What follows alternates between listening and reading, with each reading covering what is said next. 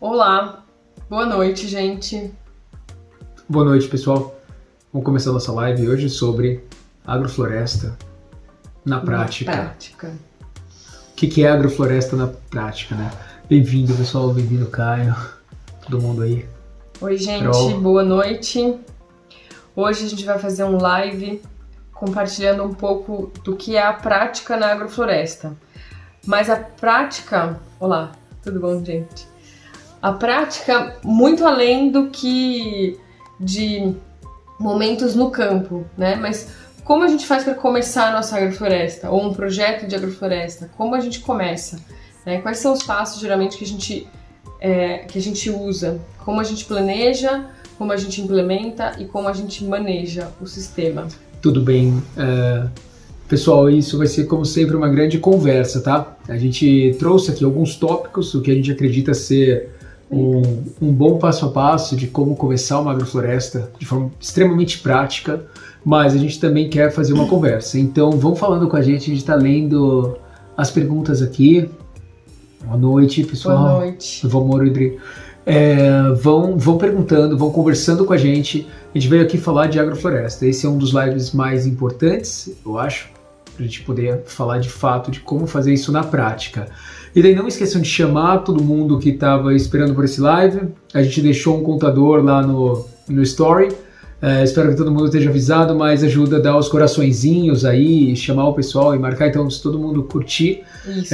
Queria só lembrar que todas as coisas que a gente colocar aqui, que a gente passar aqui na página e aqui nos lives, a gente vai disponibilizar também pelo mailing. Então a gente envia por e-mail, tem cartilhas, tem a lista de livros que nós já fizemos. Então quem não recebeu ainda, por favor, se inscreve lá no site. É só entrar no nosso site, se inscrever, deixar o e-mail de vocês, falar porque vocês estão interessados em agrofloresta, ou simplesmente se inscrever lá e que a gente envia material, tá bom? E também, gente, todos esses lives a gente está filmando para colocar numa playlist no nosso canal no YouTube. Então também corre lá no YouTube e dá uma olhada no nosso canal, tá bom? Já tem 2 lives lá, as anteriores. Isso. E daí essa daqui vai estar aqui no Instagram. Essa é a quarta. Essa é a quarta live, tem mais uma para ir pro canal, então não esqueçam. E se vocês quiserem conteúdo mais técnico, lembrem de buscar no Preta Terra Academy, então tem pretaterra.academy aqui no Instagram mesmo, ou vai no nosso LinkedIn. A gente tem uma página no LinkedIn, Preta Terra, é só seguir, a gente está divulgando uma série de artigos super interessantes sobre agrofloresta, na vanguarda da agrofloresta, eu quero fazer agrofloresta de verdade, então entre lá, dá uma olhada, é só vocês olharem. E a gente, lá na nossa página do LinkedIn, a gente também conta bastante sobre como tem sido os nossos projetos, os resultados, os nossos monitoramentos, tudo que está acontecendo nos nossos projetos agroflorestais, então fica ligado lá no LinkedIn também. São muitas redes sociais, né, então tem que estar ligado em tudo. A gente está tentando, além de estar no campo, a gente está aqui na nossa quarentena super produtiva, fazendo agrofloresta na prática, conseguindo fazer os nossos projetos de forma remota e esperando tudo isso passar para voltar para o campo, voltar a fazer agrofloresta no mundo todo. O Rob tá aí também. Gente, tudo bem? A gente não consegue assinar para todo mundo e apertar o botãozinho aqui de assinar, senão... senão o celular balança, tá? É meio complicado de fazer os lives. Mas a gente está muito feliz com a presença de todos. Muito obrigada, pessoal. Bom, vamos lá. Na verdade, quando a gente fala de agrofloresta na prática, vai muito além do que é fazer manejos, fazer poda, como plantar, etc e tal. A gente gostaria de falar um pouco para vocês aqui, primeiro, algumas práticas que nós tivemos ao longo de alguns projetos e também um pouco quais são as fases que a gente aborda dos nossos projetos. Então, geralmente, começa numa fase de planejamento e design do sistema, esse é o primeiro momento. A segunda fase é a fase de implementação, o momento que a gente adquire todos os insumos, muda sementes e faz o plantio de fato. E a terceira fase é o momento de manejo, colheita e venda dos produtos. Então são 3 momentos da agrofloresta e são esses 3 momentos que a gente quer que vocês reflitam bastante e pensem quais são as suas dúvidas nesses momentos, o que a gente tem que pensar, o que a gente tem que planejar para que tudo dê muito certo, que seja uma agrofloresta muito produtiva e viável economicamente. Perfeito. Visto isso, eu vou ressaltar que a gente tem que fazer aqui uma grande conversa, pessoal. Então vão perguntando, todo mundo bem-vindo. Já perguntaram de formigas cortadeiras, né, ou carregadeiras, como colocaram, como controlar isso. A gente vai falar um pouco disso, qual é o balanço do sistema. O Fernando Alves, aqui o Fernando das Podostemáceas entrou também. Okay. E o Fernando é o maior especialista em Podostemáceas, que é uma planta muito específica de corredeiras. Ela ocorre em pedrais. São pouquíssimas plantas no mundo todo. Elas ocorrem no Xingu, principalmente, e em outras partes, no Vietnã, em várias partes do mundo, mas são umas plantas super específicas, endêmicas, espetaculares, responsáveis por um monte de biomassa no sistema aquático, né? As espécies do Xingu, ele está falando que sumiram, claro, porque com a cheia do Belo Monte acabou reduzindo o número de pedrais dessas corredeiras, onde elas ocorriam. E ele perguntou se dá para fazer agrofloresta com Podostemáceas. De fato, a lógica da sucessão natural e da estratificação acaba ocorrendo em todos os níveis, no micro e no macro. Então é uma coisa que a gente ressalta bastante. E bom, só queria puxar isso, Paulo, para dizer que vamos fazer uma grande conversa. Então perguntem também nas questões práticas. A gente vai manter, como a Paula disse, uma lógica de cada momento da construção de um sistema agroflorestal. Mas vamos lá. Muito bem. Bom, primeiramente, vamos falar, eu acho que a gente poderia reservar de 10 a 15 minutos para cada um desses 3 pontos, e aí que vocês tiverem de dúvida sobre cada um desses 3 pontos a gente conversa. Bom, o primeiro momento é o planejamento do design. Como a gente faz um design agroflorestal? Como a gente seleciona as espécies? Como a gente define o tamanho da área, o número de plantas por hectare? Como que a gente sabe o que a gente tem que comprar de insumo no futuro ou na implementação? Tudo isso é no momento do planejamento. A gente faz um documento. É claro que não é um documento cheio de firula. É uma coisa direta, curta e grossa. A gente tem, o que a gente faz nisso? Primeiro, é o momento de seleção de espécies. Como que a gente seleciona as nossas espécies? A gente tem que pesquisar no entorno, a gente tem que saber qual que é o mercado que a gente quer atingir, a gente tem que saber quais são as espécies nativas do ambiente nativo onde a gente está. Se a gente está na Caatinga, vamos buscar espécies da Caatinga. Se a gente está no Cerrado ou na Floresta Atlântica, espécies. E essas espécies nativas, junto com outras espécies exóticas comerciais, agrícolas, vão compor o nosso sistema. Só lembrando que espécies exóticas é quase tudo que a gente come, tá? Então, se você não tem uma dieta diferenciada, se você não tem alguma especificidade, praticamente tudo que você come é exótico. Mesmo o arroz, o feijão, eles não são daqui.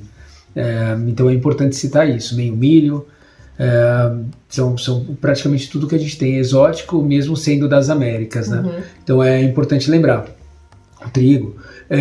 E daí, esse planejamento, ele também aloca as espécies. Será que a gente fala já da alocação das espécies? Eu acho que o que a gente poderia falar é como que a gente agrupa as espécies para daí alocar elas no sistema. Porque um jeito que nós fazemos disso de uma maneira mais inteligente, eu diria, de uma maneira mais prática, é agrupar as espécies de acordo com grupos ou nichos funcionais. E aí, dentro de um grupo funcional, você tem uma lista enorme de espécies. Então, por exemplo, a gente tem espécies madeiráveis de ciclo longo. Pode ser, por exemplo, uma araucária, pode ser, por exemplo, um mogno africano. Então, esse nicho funcional tem uma lista de espécies que eu selecionei para a minha região. E aí, eu vou dar o espaçamento do meu nicho funcional. O arranjo do sistema vai ser de acordo com o meu nicho funcional e não necessariamente da espécie. E aí fica muito mais fácil de planejar o sistema. Aí se a gente tem, por exemplo, um sistema com 4 nichos funcionais, por exemplo, uma espécie que é a principal, que é o café, uma espécie de serviço, uma espécie madeirável e uma castanha. São 4 espécies. E aí são 4 grupos, e aí a gente pode colocar uma lista de espécies dentro de cada um desses grupos. A gente pode aumentar a diversidade ou diminuir e simplificar o sistema. Posso fazer uma pausa respondendo a pergunta? O tema da live de hoje é agrofloresta na prática. Então é de ponta a ponta como planejar uma agrofloresta e como implantar e manejar uma agrofloresta no campo. Então de forma extremamente direta. Então para quem entrou agora, dá os coraçõezinhos aí, chama mais gente, a gente vai explicar como fazer isso. A gente está explicando como fazer isso. Eu vou aproveitar essa pausa para responder meia dúzia de perguntas aqui, senão a gente fica defasado. Dá para planejar uma agrofloresta super inteligente em 30 hectares. Dá para planejar, a gente sempre planeja de forma modular e replicável, então a gente pode subdividir sua área em áreas de meio hectare, fazer 60 módulos e ir implantando gradativamente. A gente pode subdividir em 5 hectares, fazer 6 módulos. Então, de forma modular e replicável, a gente consegue, inclusive, pôr uma inteligência mais elástica de alteração de espécies. Então, é uma das coisas que a gente pode citar nisso. Daí também perguntaram sobre formigas cortadeira antes. Formiga cortadeira, você resolve... na verdade, eu vou responder 2 perguntas em uma. Também foi perguntado aqui de diversos predadores, por exemplo, como macacos, que podem ser vetores de algumas doenças. Eu acredito que a pessoa que perguntou estava falando de Pinus teda, pelo macaco comer a ponteira, né, de macaco prego principalmente. Mas tanto macacos como as próprias formigas, quando a gente mantém um corredor de floresta, ou quando a gente mantém uma ilha de floresta dentro da nossa agrofloresta, permeando a agrofloresta, seja na bordadura, seja por um corredor, onde você tem um corredor de fauna, a fauna convive com a sua agrofloresta. Então ela acaba sendo sempre bem-vinda e não um problema. Eles são agentes dispersores. Às vezes, em alguns casos de doença, a gente está vivendo um momento que os animais acabaram levando aí a culpa, né? Ou nós fizemos com que os animais chegassem no que acontece, né, de ser vetores dessas doenças. Mas basicamente você pode conviver com eles sim. Você não precisa ter essa preocupação, principalmente com macacos, principalmente se você tiver corredores ou bordadura com floresta. Outra, agora indo um pouco mais para as formigas. Formigas cortadeiras são e serão um grande problema sempre. Todo mundo que diz que não está tendo problema com formiga, ou tem muita sorte, ou algo muito específico acontece nessa propriedade. É um solo muito já bem elaborado, estruturado. Mas para chegar lá você precisa de fato passar pelos vários estágios sucessionais da sua floresta e por muita cobertura de solo. E inclusive ter plantas, ter corredores, ter bordadura ou até plantas armadilha, não armadilha para pegar essas formigas, mas plantas que elas se sentem mais atraídas. Mas fato toda vez que você tiver um sistema pobre nutricionalmente, que o valor nutricional dessas plantas é baixo, como a Ana Primavera costuma ressaltar muito, vai ter proteínas mal formadas, vai ter aminoácidos livres, as formigas vão cortar, elas vão encontrar líquidos livres nessas plantas, açúcares, e vão cortar essas plantas. Elas vão ser agentes estimulantes do sistema e vão derrubar, sim, as plantas. Então é sempre complicado trabalhar com formiga. A formiga sempre vai ser um problema. As formigas não são um inimigo, elas fazem parte do sistema natural, elas estão lá para isso, são insetos fantásticos, fazem ciclagem, levam o material orgânico para dentro do solo, tratam do fungo, reciclam, movem a matéria orgânica, são mesofauna importantíssima, mas elas costumam ser um problema sim na agricultura, na agrofloresta, e a gente tem que lidar com isso complexificando. Perguntaram sobre plantas armadilha. Para formiga, geralmente se usa, não de armadilha, são plantas que vão... Atratores. Que você vai esquecer delas, desistir delas. A formiga vai focar nelas. Planta sacrifício. Isso, sacrifício, exatamente. Planta de sacrifício. Era essa palavra que eu estava buscando. Então, o gergelim serve muito para isso e o tamarindo serve muito para isso. Se usam muito essas 2 espécies como planta de sacrifício para as formigas.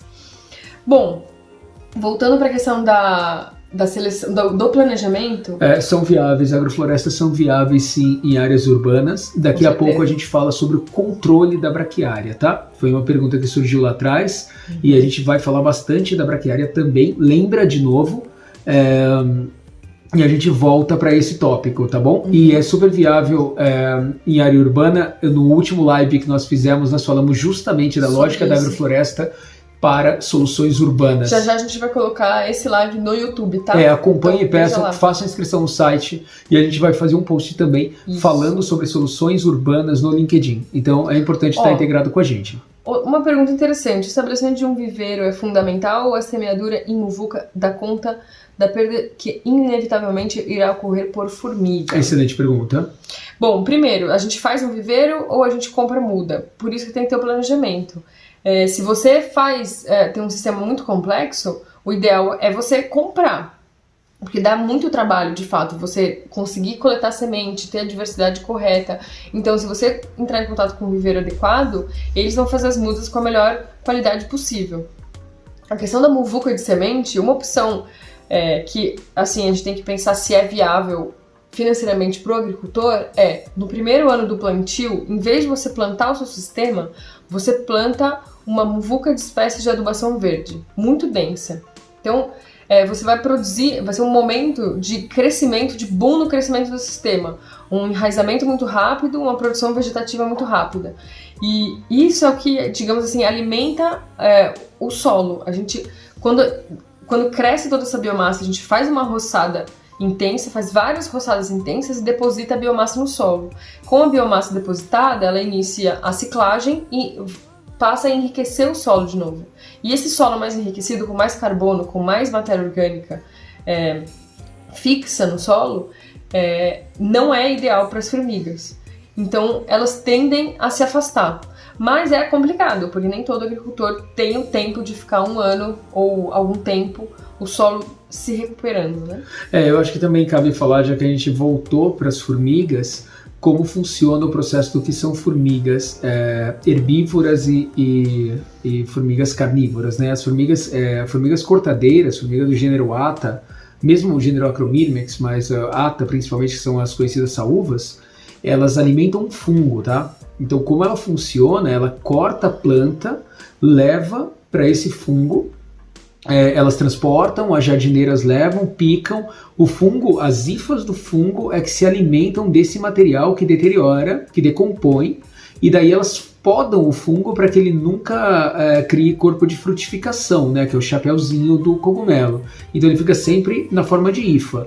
O que acontece é que quando elas levam plantas que estão bem formadas, elas geralmente, vocês vão perceber olhando para o formigueiro, que elas tiram essas plantas de dentro do formigueiro, porque eram plantas complexas, plantas fortes, plantas de proteínas inteiras. Essas plantas elas levam para o formigueiro e depois devolvem, porque as formigas jardineiras, da casta da jardineira, perceberam que elas eram muito bem formadas, biologicamente falando, e tiram elas do formigueiro. Enquanto que toda planta que está mal formada é perfeita. O fungo consegue decompor essa planta e serve de alimento para esse fungo. Então, complexificar o sistema é a melhor coisa que você pode fazer. Biomassa no solo e complexificação do sistema. O pessoal fez algumas perguntas aqui. Primeiro, algumas espécies de adubação verde podem ser plantadas em muvuca. Eu colocaria espécies semiperenes. Então, pelo menos uma mamona com feijão guandu, para mim já é ideal. Muita gente planta capim, tipo um capim bombaça ou capim napier. Eu prefiro não plantar o capim, porque é difícil de controlar ele depois. Se ele sementear, você não controla mais, ou tem que fazer sobre roçada e sobre roçada. A gente vai falar também do manejo da braquiária. Eu acho que mais do que controle é manejo. Você não quer se livrar dela, você pode usar ela como amiga. O pessoal da Sintropia faz muito isso. Então tem a mombaça e a braquiária quase sempre como aliado absoluto na entrelinha, mas exige um esforço tremendo e você tem uma única espécie, que é uma excelente... Te fornecendo biomassa. Te fornecendo biomassa. Excelente produtora de biomassa, mas é uma única espécie. E tem outras pessoas que fazem o manejo, né? A gente faz, depende do sistema, a gente altera, a gente usa diversas técnicas, mas faz um manejo da vegetação natural. Então, você manejando isso, esse é o verdadeiro... Da regeneração. Da regeneração. A regeneração que vem nativa. Essa é uma agrofloresta regenerativa no estricto senso, onde você maneja a regeneração natural, seja ela qual for que surge. Como espécies também, a cicrópia, né? A imbaúba. A imbaúba, muito boa. É excelente, cicla fósforo. Eu colocaria também a aroeira pimenteira, que é uma espécie que germina muito fácil, cresce muito rápido, produz muita folhagem e é fácil de podar ela depois. O Esquinos terebintifolius, que dá a pimenta rosa. Então são todas as espécies que você consegue semente facilmente. Importante ter, o feijão guandu é o mais importante. E espécies de rápido crescimento que produzem muita biomassa e que toleram poda, né? E o feijão guandu dá para considerar quase semi-perene. Você faz poda, ele continua crescendo, é fantástico. E algumas árvores, você pode usar guaporuvu, por exemplo, o paricá. Se você quebrar a dormência e tiver abundância de semente, é o que você está tendo, plantar, e quando a muda já for jovem ainda, você pode derrubá-la e às vezes ela rebrota. E algumas espécies, como o próprio eucalipto, você não precisa fazer poda apical. A gente não precisa entrar na lógica da poda apical, mas você pode ficar podando ele por um longo tempo enquanto ele ainda é jovem e deixar ele fortalecer a raiz, melhorar a infiltração do solo, trazer nutrientes lá da rocha e ficar podando a copa dele a 2 metros de altura, podando com o facão, com uma tesoura, só puxando ela com a mão, sem nada dessas coisas de poda apical, de subir na árvore de 5 metros. De forma muito mais simples. Bom, só voltando rapidão porque agora a gente está falando do manejo. Isso tudo que a gente está falando é o manejo. Mas antes de pensar no manejo, a gente tem que pensar no planejamento e na implementação. Uma vez que a gente selecionou as espécies e definiu o arranjo delas, a gente tem que, no mínimo, saber o quantitativo de plantas que a gente vai colocar no nosso sistema. A gente tem que fazer o cálculo, tem que fazer o planejamento de espécie X, quantas mudas, espécie Y, quantas sementes. A gente tem que ter uma lista de insumos. A gente vai colocar cinza, a gente vai colocar calcário, que equipamento a gente precisa? A gente vai precisar de mão de obra? Vamos precisar contratar a gente para fazer o trabalho? Então, esse é o planejamento de quantitativo, que vai te orientar na pré-implantação como você vai comprar os seus insumos, como você vai adquirir. E se você vai fazer um viveiro na sua propriedade, ou se você vai comprar as suas mudas de um viveiro da região. E geralmente isso tem que ser feito com muita antecedência. Se você pensa num sistema de 20 espécies, você não é qualquer viveiro que você encontra muda de um dia para o outro. Então, geralmente, você tem que mandar fazer essas mudas, o que demora aí pelo menos uns 5, 6 meses. Então, esse planejamento tem que ser feito com muita antecedência. E na larga escala, ou pensando nas espécies de serviço, ou nas espécies de serviço da entrelinha, a muvuca funciona de forma excelente. Mas quando você pensa em um pequeno espaço que você tem que otimizar todas as espécies dentro dele, muda acaba sendo mais viável, porque você consegue fazer com que acompanhar o crescimento da muda, garantir que ela já está rustificada quando você leva para o campo, mas também manter um alinhamento muito mais preciso, principalmente no primeiro momento, e dependendo da espécie que você está manejando. Então é um trade-off, tem prós e contras, mas é importante citar. Depois a gente fala um pouquinho do ingá também.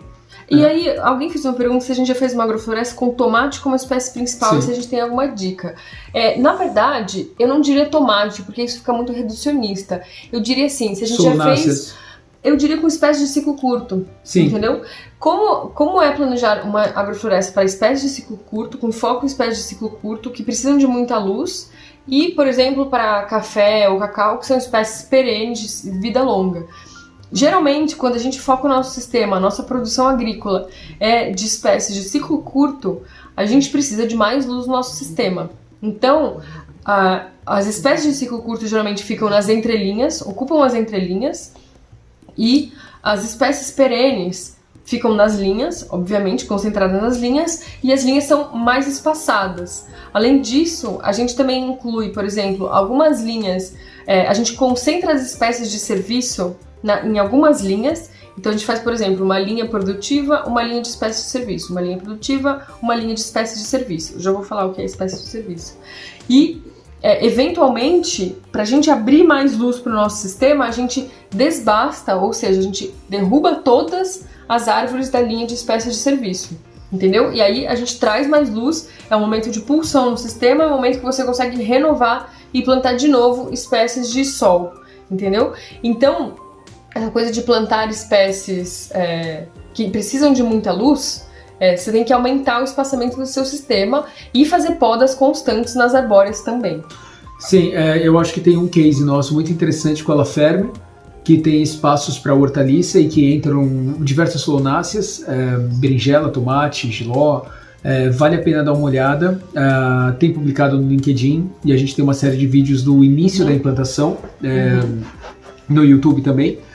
Mostra bastante isso, como está alinhado, também mostra o alinhamento norte-sul em função do declive e como que mesmo assim nós conseguimos abrir zonas, corredores de luz nos primeiros anos do sistema. Então é bem lógico para pensar na produção de tomate como uma agrofloresta de tomate.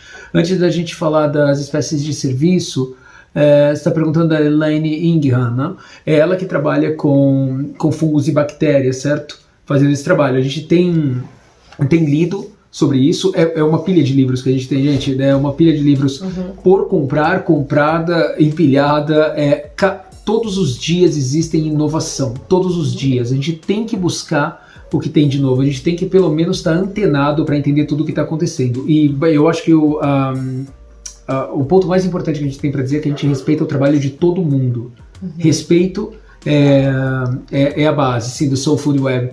É a base. Então a gente respeita, lê, e mesmo que não sirva imediatamente de forma economicamente viável ou logística para o tipo de planejamento que nós estamos fazendo, ela serve para nos ajudar a filosofar sobre a agrofloresta ou pensar em como casar isso em um próximo projeto. Então a gente de fato respeita e olha para todas as teorias novas ou antigas na agrofloresta. Eu vou aproveitar uma segunda pergunta que alguém perguntou aqui, que tem uma área de charco em um lugar de altitude que faz frio. E como que a gente relacionaria isso? Eu responderia isso também falando que é uma espécie de serviço.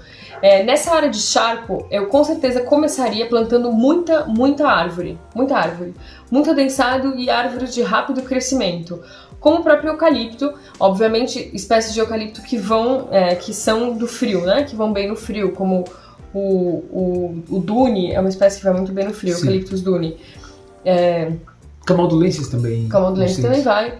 E aí, selecionando, plantando muito adensadamente espécies florestais de rápido crescimento, como o eucalipto e várias outras nativas que você tem aí na sua região, foco sempre nas nativas, elas vão crescer rápido, elas vão produzir raízes muito rápido e elas vão consumir essa água que está no solo, que está encharcando o solo. E aí, nas primeiras camadas, depois de alguns anos delas crescendo, nas primeiras camadas do solo, você consegue produzir outras coisas porque o solo não vai estar mais tão encharcado assim, entendeu? Isso foi uma das coisas que a gente fez, inclusive, no nosso sítio, que tem uma área lá que tinha muito, a água escorria superficialmente, escoava superficialmente, ela não infiltrava, então, e aí tinha locais do terreno que ela ficava parada, alagada, e aí a gente plantou árvore em todo o terreno, toda a descida do terreno, especialmente nessas regiões de encharcamento. Já responde a pergunta do Paiva, que precisa recuperar a área em declive para a erosão. Eu acho que mesma lógica. Planta muita árvore, muito adensado e, obviamente, sempre na linha... na curva de nível. Obedecendo a curva de nível, utilizando árvores de rápido crescimento que lancem raízes profundas. O eucalipto é bem-vindo nesse caso. Só não esquece pode usar conceitos de keyline, por exemplo, dos australianos, é muito bom. E essas espécies justamente que têm rápido crescimento e formam raízes rápidas são o que a gente chama também de espécies de serviço. A gente planta no sistema essas árvores não porque a gente vai ter algum produto delas, mas elas estão no sistema para trazer um serviço ambiental, um serviço ecossistêmico. Por exemplo, o serviço de formar raízes e consumir o excesso de água que tem no solo, né? Dar uma secada no solo. Ou então, principalmente, o principal serviço que uma árvore provê num sistema agroflorestal é biomassa. A gente planta árvores para podar e para cobrir o solo. Isso é uma árvore de serviço. Então, existem diversas espécies que a gente pode usar como árvore de serviço. Muita gente usa eucalipto, o ingá é perfeito, a moringa, a gliricídia. Geralmente se usa muito Zona alagada, sangra d'água, os crótons, a mutamba também. Na verdade, aroeira, você pode olhar para as espécies nativas.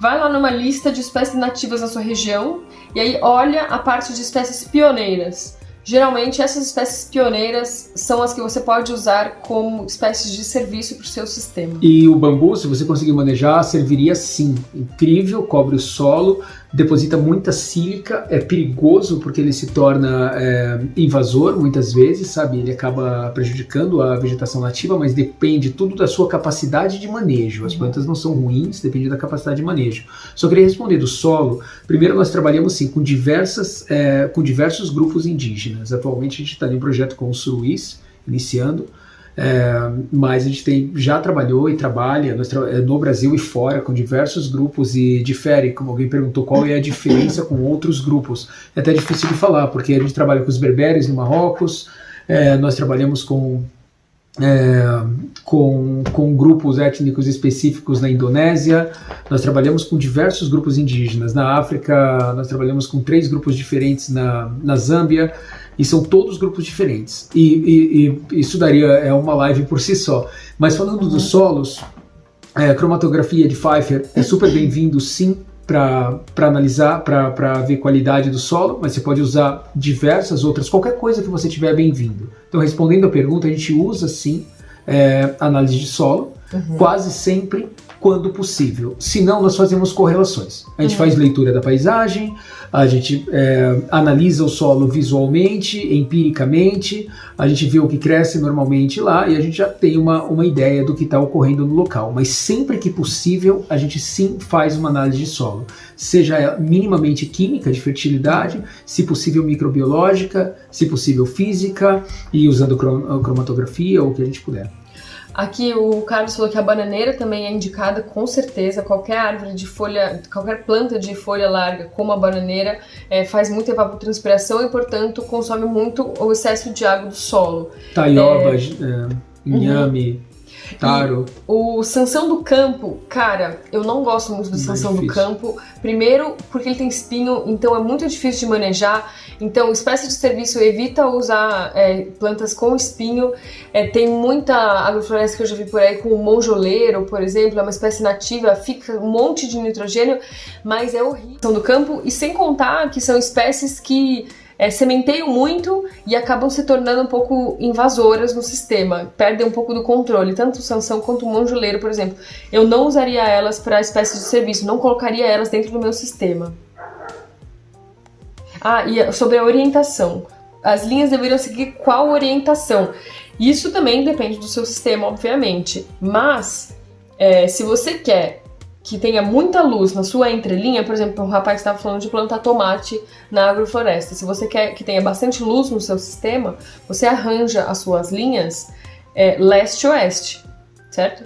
Porque o sol, ele vai correr ao longo da entrelinha. E aí você vai ter mais luz nas suas entrelinhas para cultivar os seus tomates, por exemplo. E o pessoal que está falando do Nim, né? O Nim é uma espécie fantástica também, mas talvez usar a Santa Bárbara seja mais... que não é a Santa Bárbara é a Azadirachta indica. A Azadirachta indica, e o Nim é o... Já esqueci. A gente já fala, mas tudo bem. Talvez ela é um pouco menos tóxica, principalmente para o pessoal que tem abelha. Mas na Índia, por exemplo, é indispensável, no projeto que nós estamos fazendo agora, que nós estamos projetando, é indispensável o uso do Nim. Ele é muito bem visto, é uma árvore quase sagrada, cultural, cultural, como se fosse o baobá na África. Então é muito importante. Eu acho que eu vou enfatizar a resposta de trabalhar com outros grupos indígenas, que alguém mais perguntou de como é isso, o que difere. Existe uma série de diferenças. A primeira coisa que a gente faz no planejamento da agrofloresta, a parte 0, mesmo que eu acho que cabe colocar aqui, é uma imersão antropológica. Então a gente faz entrevistas e usa ferramentas de local knowledge, de conhecimento local, e a gente extrai esse conhecimento. Extrai num bom sentido, a gente não vai lá buscar esse conhecimento necessariamente. A gente aprende, claro, cada vez a gente aprende mais, a gente entende o que é lógico, o que tem um fundo científico, e mesmo que não tiver, que tem um fundo lógico, que é aplicável, imediatamente aplicável, outras coisas que são mais de cunho religioso, espiritual, cultural, que podem ou não ser aproveitadas. Aproveitadas no planejamento, aproveitadas elas sempre serão e devidamente respeitadas. Mas é muito importante, com comunidades tradicionais, olhar para isso. Não adianta a gente chegar com a melhor solução, mais logística possível, com uma espécie genial. Espécie genial. Isso é uma coisa que a gente nunca faz. Já falar, não, vamos plantar, não sei, qualquer coisa... Moringa. Moringa a gente gosta de plantar, mas vamos plantar Ora pro nobis. Fala, cara, mas eu não quero comer Ora pro nobis, e daí é um pouco difícil, entendeu? Você não vai enfiar a goela abaixo Ora pro nobis em alguém, a pessoa tem que estar disposta, tem que ser culturalmente aceito. Não é só porque é bonito e diferente, ou mesmo nutricional, que ele vai ser aceito. Ele precisa estar arraigado culturalmente, ou essa lógica e essa cultura tem que ser construída. Então a gente trabalha nessa construção, mas numa via de mão dupla. A gente aprende muito, então a gente aceita e se abre para essas culturas. E não só isso, também precisam ter mercado, né? Você tem que pensar quais são as espécies que você vai comercializar. Você tem como comercializar? Quem vai comprar isso de você? Com que preço? Qual é a logística? Então tudo isso não dá simplesmente pra gente sair plantando um monte de coisa se a gente não vai ou consumir, ou trocar com o vizinho, ou no mínimo conseguir comercializar, né? Tudo tem que ter uma direção, né? Aproveitamento econômico da madeira. Alguém perguntou lá no início, espero que você esteja aí. Isso é o que a gente mais faz. Nós somos engenheiros florestais, então a gente parte da madeira e não tem agrofloresta sem floresta, então a gente está sempre olhando para a madeira. Seja madeira o aproveitamento de poda, seja madeira no final do ciclo, seja do manejo sustentável. A gente está sempre olhando para o aproveitamento da madeira e nada é mais sustentável do que a madeira. Madeira a árvore é uma bomba de fixação de carbono totalmente automática, feita pela natureza, que pode ser colhida, e o material mais sano, mais sustentável do planeta é madeira. Seja na construção civil, no que você pensar. E daí a gente olha muito para madeira. E como que você faz isso? Se é exótica e você está no estado de São Paulo, você não precisa registrar, não precisa de nenhuma autorização. Se ela é uma espécie nativa, você sim precisa de um registro na CETESB. É um registro muito simples, leva a nota do viveiro, uma foto da área, mostra a área antes e depois do plantio e você registra. E daí você não vai ter nenhum problema para tirar a permissão de colheita, de derrubada dessas árvores quando chegar no momento de restauração do sistema. Uhum. Eu acho que tem uma pergunta muito recorrente aí da braquiária. A gente poderia tomar um tempo de falar um pouquinho de como controlar a braquiária. Muita gente, todos os sistemas que a gente começa, o maior problema é como eu vou roçar, como eu vou capinar o meu sistema, porque a diferença entre roçar tudo bem, eu vou cortar, mas capinar é arrancar da raiz. Como é que eu vou capinar todo o meu sistema? Isso dá um trabalho absurdo. Ou pelo menos na linha. Difícil. E na verdade é isso, a gente concentra o foco na linha de plantio. Então se a gente está plantando aqui, é aqui que a gente vai focar de se livrar da braquiária. Vamos supor para esse exercício, para essa resposta, que a gente está falando de uma agrofloresta sintrópica que usa necessariamente a entrelinha coberta de mombaça ou de braquiária e faz a roçada 5, 6 vezes ao ano para enleirar esse material, para usar essa como a principal fonte de cobertura do solo e de biomassa. Então, como a gente controla essa braquiária para ela não entrar na linha? Então, a primeira coisa é, quando você vai implantar o sistema, geralmente tem algumas situações que a braquiária tá descontrolada, você tem que fazer uma sobre-roçada, que a gente fala. Você roça com muita frequência, você roça uma vez, a hora que ela está começando a querer germinar de novo, você roça de novo, está brotando de novo, você roça de novo, então você enfraquece um pouco ela. A hora que você enfraquece ela, aí você faz a implantação. A implantação vai depender do que você tem na mão, né? A gente recomenda muito o uso do subsolador, a gente não recomenda a gradagem, muito difícil gradear a área, eu acho que não vale a pena gradear, só assim, se o seu solo tiver uma tristeza e você tenha que incorporar bem em profundidade o calcário, mas eu não recomendaria gradagem. Então você subsola na linha e aí a hora que você subsola, você consegue soltar algumas touceiras. Você consegue remover essas touceiras na linha de plantio. Você faz o plantio e aí na linha de plantio, em uma leira, a gente chama isso de leira, a gente faz um monte de biomassa. De biomassa que é do que você tiver disponível, na verdade. O que você conseguir. O ideal o que nós usamos mais é maravalha. Maravalha de madeira não tratada. Não de madeira tratada, claro. Que é um resíduo de serrarias. Então você vai lá numa serraria e fala, cara, você me vende aí um caminhão de maravalha?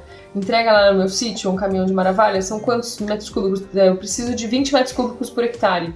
Né? A gente tem que fazer esse cálculo. É melhor não usar pó de serra, tá? A maravalha é diferente, é o que sai da plana. Isso. Ou essa lasca grande que sai da serra fita grande de desdobro de tora. Ou da plana, do que faz as tábuas, do que diminui a espessura da tábua. Porque o pó de serra, da serra mais fina, ele permeabiliza o solo. Então ele serve para cobertura, mas acaba ficando mais difícil da água passar por ele. E outro cuidado é ter sempre matéria verde, para ter um balanço carbono e nitrogênio que não deixe a maravalha não deixar imobilizar o nitrogênio, não deixar ele disponível, porque no processo de decomposição vai usar muito nitrogênio, porque ela é muito rica em carbono e não em nitrogênio. Então é importante considerar essas coisas, mas é excelente.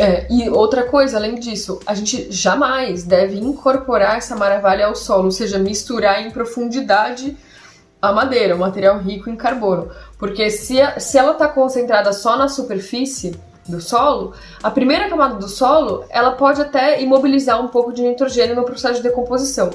Mas as camadas mais profundas, que é onde as raízes das nossas plantas estão, elas não vão sofrer com isso. Então, somente concentre a biomassa na camada superficial, jamais enterre biomassa. Não faça isso, porque depois você não consegue mais separar a serragem do solo, e aí até essa serragem decompor, você não vai ter nitrogênio disponível para suas plantas. Alguém perguntou também no meio urbano, em vasos, né, como o que seria rico. Tudo que você tem em casa é rico. Usa o liquidificador, sabe? Casca de ovo, fantástico. Todas as cascas de fruta. Faz uma composteira laminar, cinza. Se você tiver um fogão a lenha, é perfeito. Mas se você picar as cascas de banana bem pequenininho e colocar em cima da terra do vaso e depois cobrir com um pouquinho de pó de serra, cinza, maravalha, casca de árvore, casca de coco, qualquer coisa dessas, você já tem ali uma composteira laminar funcionando dentro do seu vaso. E uma última coisa que a gente usa muito nas nossas agroflorestas é papelão. Isso, para o controle da braquiária, isso é muito legal. É fantástico. Caixa de pizza, claro, vai sem papelão, sem tinta, sem tinta nenhuma, sem nenhum plástico, o mínimo de químico possível. Vai ter algum químico da polpa ali da celulose, mas a gente mantém de fato o mínimo que possa, o papelão mais marrom possível, com o mínimo de cola. A gente faz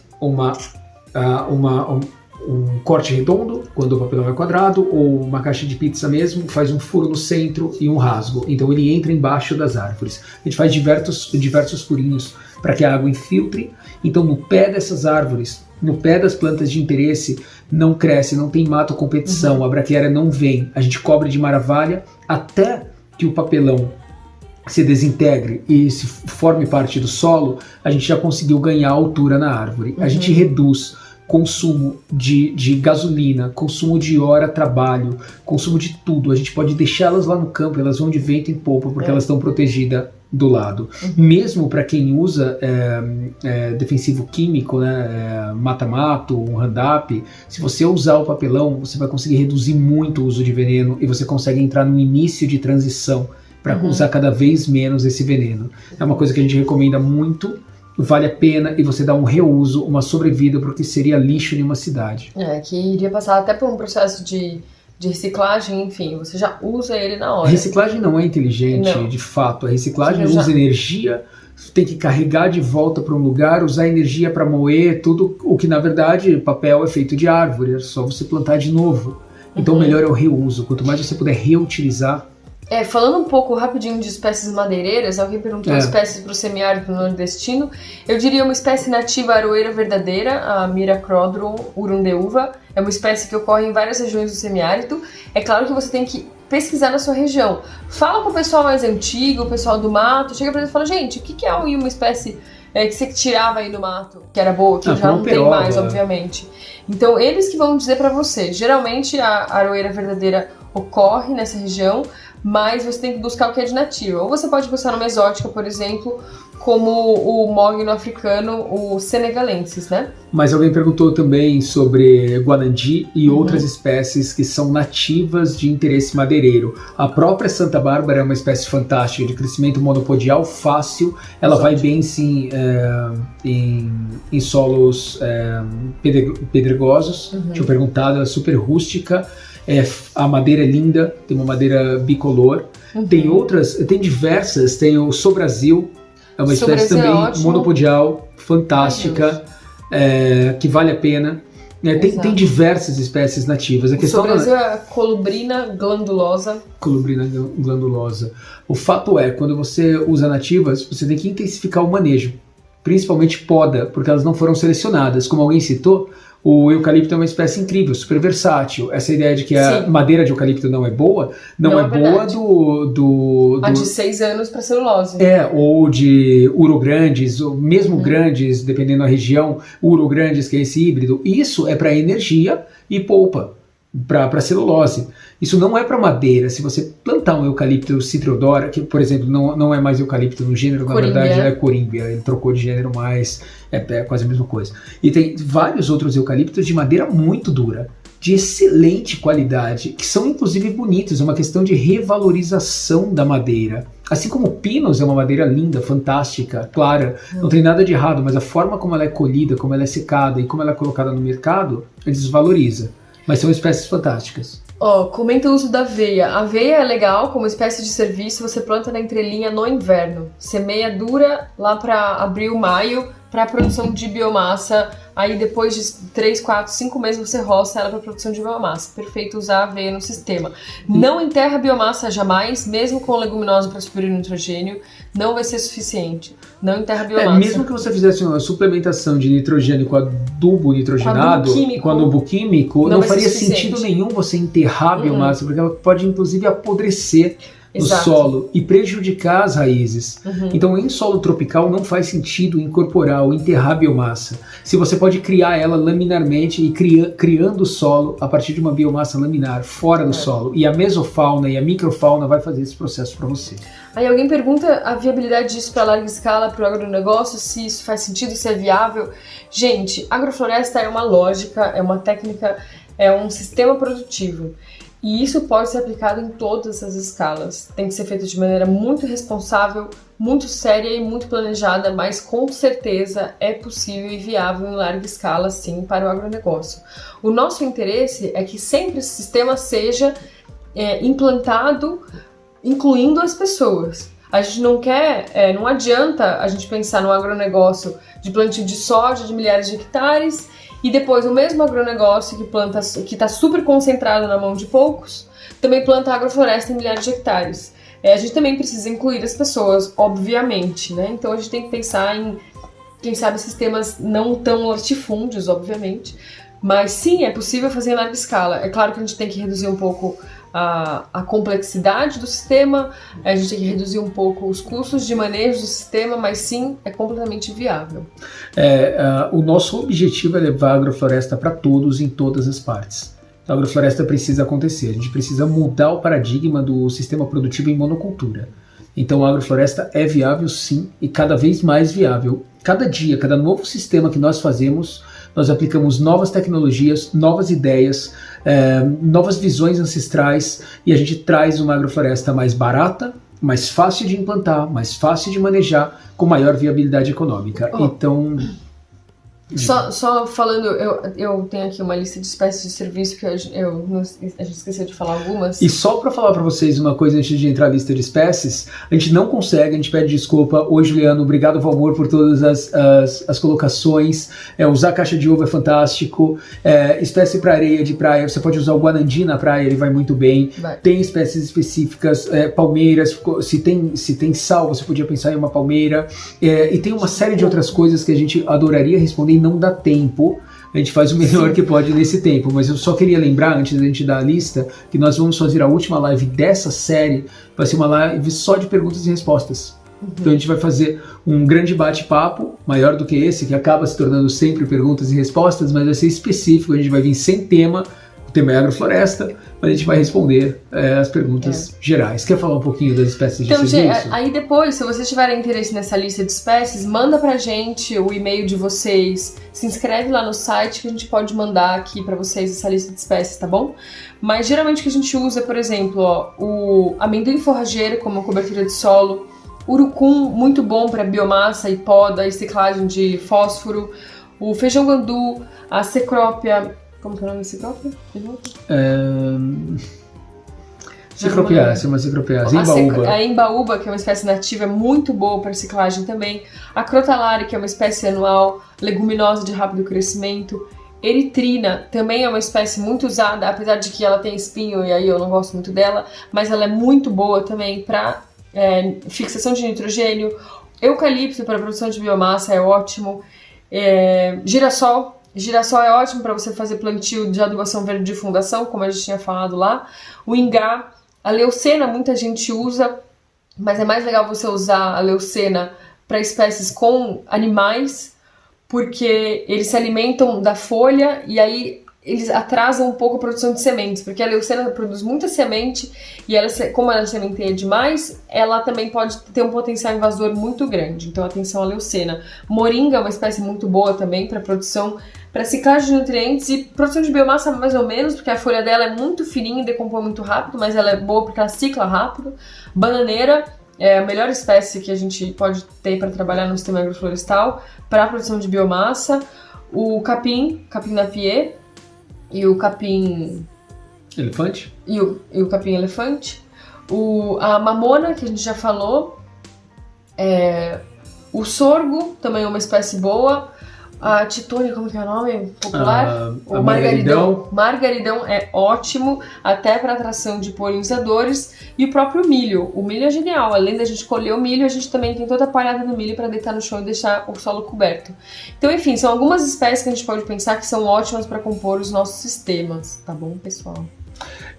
Bom, e a gente pode falar rapidamente, antes que acabe o nosso tempo, vamos falar um pouco dos teores nutricionais do que a gente acabou de falar? Isso aqui? Que eu acho legal a gente só citar para dizer, às vezes as pessoas perguntam qual é o teor nutricional de algumas coisas. A gente considera por ordem de riqueza mesmo, principalmente em nitrogênio, a torta de mamona ela é bem alta.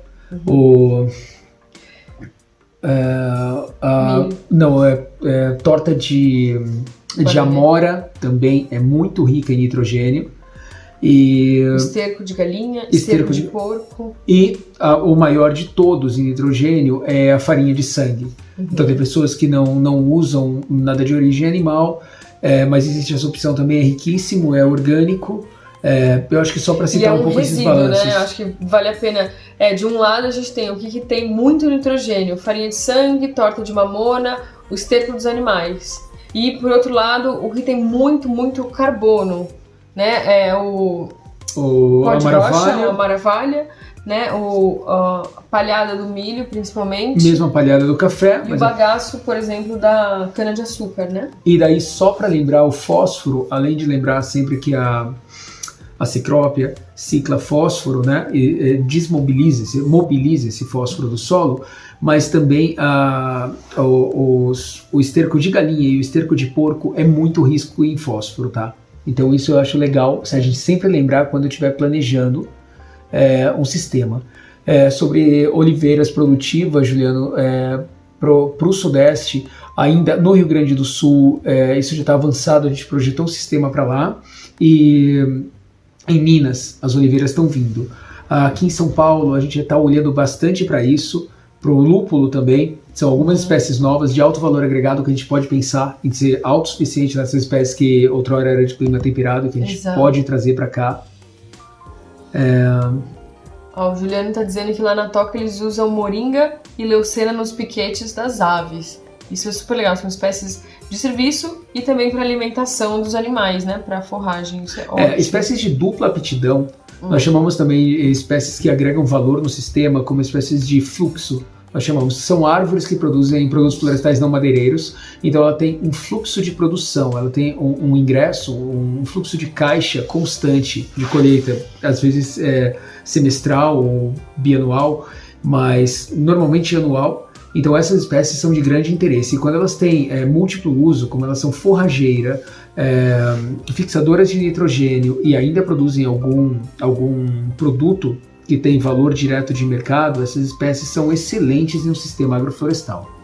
Gente, acho que só para dar um exemplo de manejo de solo, a gente fez um processo super legal com o pessoal do Café dos Contos, e eu acho que valeria a pena até vocês entrarem lá e seguirem o trabalho deles, Café dos Contos. Eles têm uma agrofloresta linda de café orgânica, linda, maravilhosa, que a gente implantou junto com eles, a gente planejou e implantou junto com eles. Nós temos diversos trabalhos com café, tá? Tem principalmente o Café do Campo Místico, que está aqui com a gente assistindo, com o Valmor e a Adri. Eles têm um trabalho fantástico também, tem uma agrofloresta implantada pela gente lá, um enriquecimento agroflorestal magnífico, e a agrofloresta... do Café dos Contos. E o do Café dos Contos, do Paulo e da Mariana, que a gente vai falar um pouquinho agora sobre como foi o processo de solo. O manejo do solo. Foi um processo muito legal, era uma área de pastagem, bem degradada, com muito capim, e até o capim estava sofrendo lá, porque era super compactado. Aí o que a gente fez? A gente foi contratado um trator com subsolador, então o único equipamento mecanizado de fato foi o subsolador, e aí o subsolador foi passando ao longo das linhas de plantio. Ele subsolou, ou seja, ele quebrou em profundidade, ele não revira o solo, isso é muito importante. Só como não um gancho, tá? Solo. É um subsolador grande de vários ganchos, mas a gente destrava os outros e deixa só um funcional, então ele só risca. Então é como se fosse um gancho assim, e ele vai caminhando ao longo da linha de plantio onde você vai plantar, ele vai quebrando o solo em profundidade, né? E aí ele fez isso, foi passando em todas as linhas do talhão, era um talhão bem grande, e aí a gente distribuiu, abriu um sulco, a gente distribuiu carvão, gente. Resíduo de carvão, tá? Resíduo de carvoaria. De carvoaria, né? É lixo, Eles jogariam fora esse carvão quebradinho que já não tem valor para eles. A gente jogou o carvão no fundo desse suco. A gente jogou... não é lavrar, é sucar. O suco é como se fosse só não é lavrar. É só um gancho. Se você passasse todos eles, eu estou chamando de gancho, esse implemento que é a ponta, que chama sulcador. Ele tem vários. Você destrava os outros ou põe um só. E ele vai como um gancho, ele faz um risco. É literalmente um risco. Esse risco é uma cova contínua. A gente vai usar ela tanto para plantar depois, como para fazer o sistema que a Paula está descrevendo. Depois coloca no Google, procura subsolador, veja no Google Imagens. Procura esse vídeo, a gente tem eles completo, a implantação toda do Café Campo Místico no YouTube, toda a implantação, e tem esses vídeos do Café dos Contos. E tem esse vídeo muito claro, feito com a filmagem bem didática, mostrando como a gente faz esse processo. Então, subsolador, nada de arado, nada de grade. Subsolador, distribuição de carvão, distribuição de calcário em profundidade no sulco. Aí a gente veio com a motocoveadeira manual, mas é uma semi-mecanizada, claro, né? Para abrir manual todos gasolina, os buracos, né? exato. Seda Steel.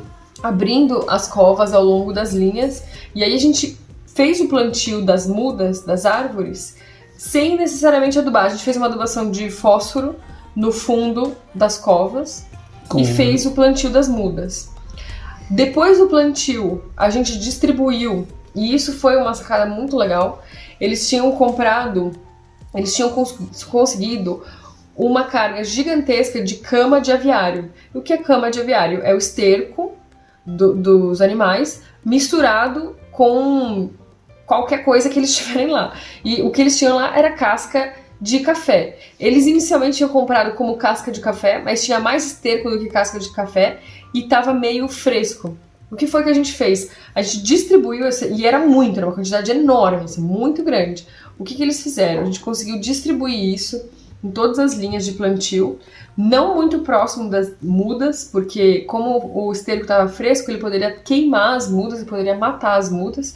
Então, a linha de plantio estava aqui assim, foi distribuído ao lado, de um lado e do outro, como fazendo faixas. Assim. A muda de que eles estão perguntando? Que muda de café, por exemplo. Foi plantado café, ingá, foi plantado ingá, cedro, macadâmia e banana. E aí... depois a gente distribuiu maravalha por cima. Então isso na verdade... cama de frango, sim. Cama de frango e maravalha por cima. A cama de frango, como ela estava fresca, ela matou a braquiária. Ela queimou a braquiária.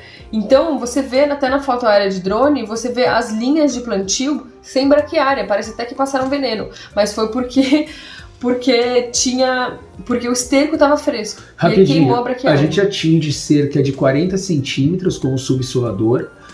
Você tentando porque o Juliano falou é verdade, cama de galinha poedeira é muito melhor do que cama de frango, então tem que ver esses índices de nitrogênio. Isso. Se ficar deixado lá no solo também vai diminuindo, porque vai perdendo, ele vai volatilizando, ele não fica constante, normalmente vai ter de 2 a 4%, mas se você tiver 2% na implantação tá muito bom. Obrigado, André, por estar aí assistindo também. E alguém que perguntou se a gente é autônomo. Na verdade, nós somos a Preta Terra, né? Nós temos um grupo, nós trabalhamos com a Preta Terra. Aproveito esse momento para falar que quem quiser saber sobre oportunidades pode entrar no nosso LinkedIn. É lá que a gente deixa as oportunidades de trabalho, de voluntariado, de trabalho específico, quando nós estamos buscando especialistas. Estágio também. Estágios. A gente está formando um hub super legal agroflorestal. Um hub de inteligência agroflorestal. Já somos 11 pessoas e sempre entra gente fazendo voluntariado, fazendo estágio. Como a gente ainda é pequeno, a gente está se estruturando para receber mais pessoas, mas a gente está super aberto. Os nossos cursos estão no site. Isso. Então, entrem lá. Todos os cursos estão no site. Se cadastrem no site, tá tudo lá. E, gente, foi um prazer ter essa live hoje. Obrigado. É isso aí. Valeu.